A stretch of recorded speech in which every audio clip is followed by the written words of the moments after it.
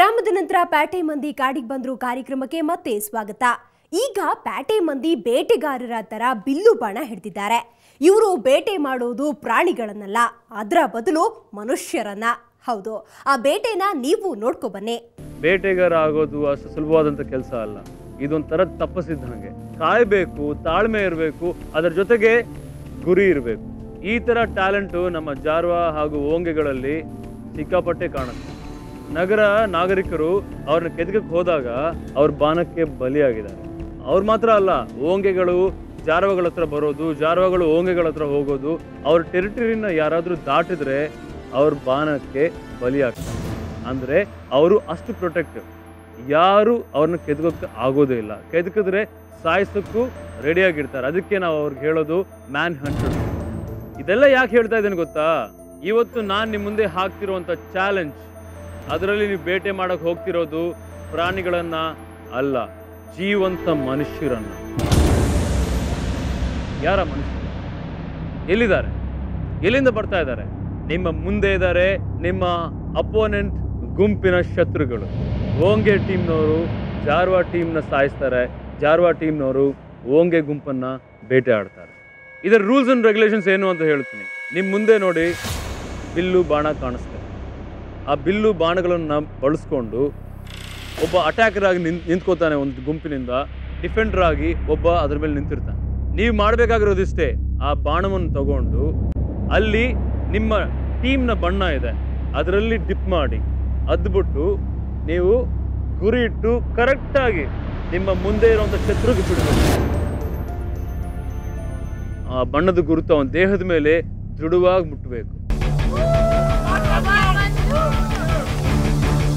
Defender ಆಗಿ ಹೋಗ್ತಿರೋದು ಓಂಗೆ ಕಡೆಯಿಂದ ಜಾನಕಿ ರಾಮ್. Position up.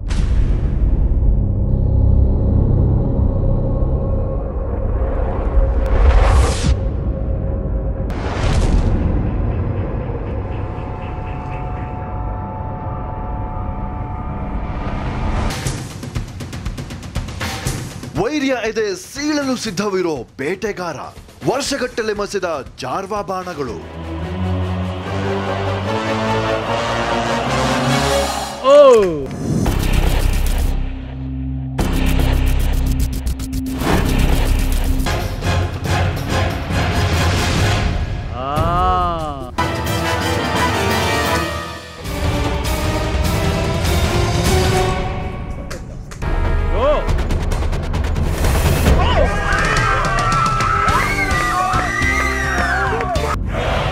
ಗುರಿ ಹೋಗಿ.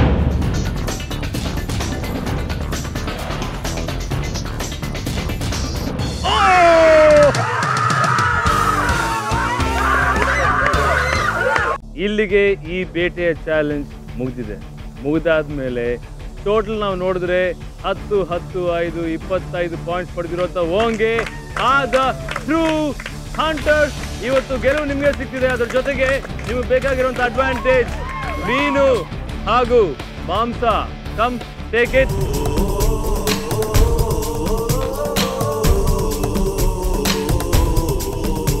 ಆದಿವಾಸಿಗಳ ಬಗ್ಗೆ ತಿಳ್ಕೊಳ್ಳೋದು ಅಂತಂದ್ರೆ ಸಮುದ್ರನ ಅಳತೆ ಮಾಡೋದಷ್ಟು ಕಷ್ಟ, ಅಷ್ಟು ಈಸಿಯಾಗಿ ಗೊತ್ತಾಗುತ್ತೆ. ಪ್ರತಿಯೊಂದು ದಿನ ಶ್ರಮ ವಹಿಸಬೇಕು, ತಿಳ್ಕೋಬೇಕು, ಅದನ್ನು ಪ್ರಯೋಗಿಸಬೇಕು. ಜಾರ್ವಾಸ್ ಹಾಗೂ ಓಂಗೆಗಳ ಕಲೆ ಧಾಂಡಾಳ್. ಈ ಒಂದು ಕಲೆಯನ್ನು ತಿಳ್ಕೊಳ್ಳಿ ಅಂತ ಹೇಳ್ತೀವಿ. ಅದಕ್ಕೆ ಸಿಕ್ಕಾಪಟ್ಟೆ ಕಷ್ಟಪಟ್ಟಿದ್ದಾರೆ ನಮ್ಮ ಆಧುನಿಕ ಜಾರ್ವಾಸ್ ಹಾಗೂ ಓಂಗೆಗಳು. ಆ ತಯಾರಿ ಹೇಗಾಯ್ತು, ಏನೆಲ್ಲ ಕಷ್ಟಪಟ್ಟಿದ್ದಾರೆ, ಏನ್ ತಿಳ್ಕೊಂಡಿದ್ದಾರೆ ಗೊತ್ತಾಗುತ್ತೆ ಅವ್ರು ಬಂದ ಮೇಲೆ. ಜಾರ್ವಾಸ್ ಹಾಗೂ ಓಂಗೆಸ್, ನಿಮ್ಮ ದಾಂಡಾಳ್ ಹೋರಾಟ ಶುರು ಆಗ್ತಾ ಇದೆ. ಬನ್ನಿ.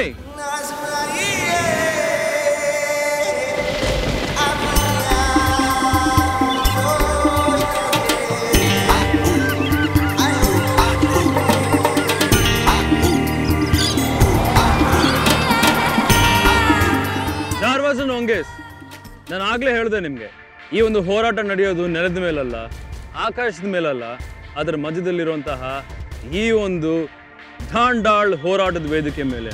ಜಾರ್ವಾಗಳ ನಾಯಕ ಪದ್ದು ಹಾಗೂ ಓಂಗೆಗಳ ನಾಯಕ ಶರತ್.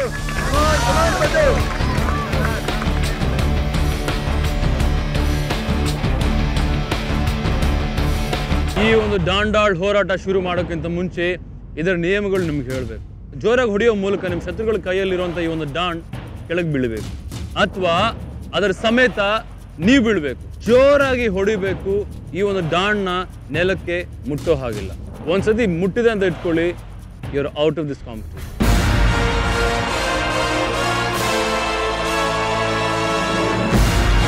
ನಿಮ್ಮ ಡಾಂಡಾಳ್ ಹೋರಾಟ ಶುರು.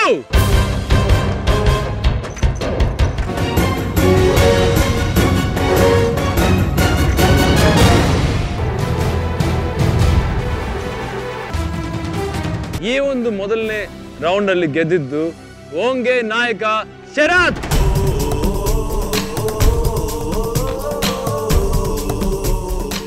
ನೋಡಿದ್ರಲ್ಲ, ಆದಿವಾಸಿಗಳ ತಾಂಡಾಲ್ ಯುದ್ಧ ಕಲೆನ ನಮ್ಮ ಪ್ಯಾಟೆ ಮಂದಿ ಹೇಗೆ ಮಾಡಿದ್ರು ಅಂತ. ಮತ್ತೆ ಮುಂದಿನ ಕಾರ್ಯಕ್ರಮದಲ್ಲಿ ಭೇಟಿ ಮಾಡ್ತೀನಿ.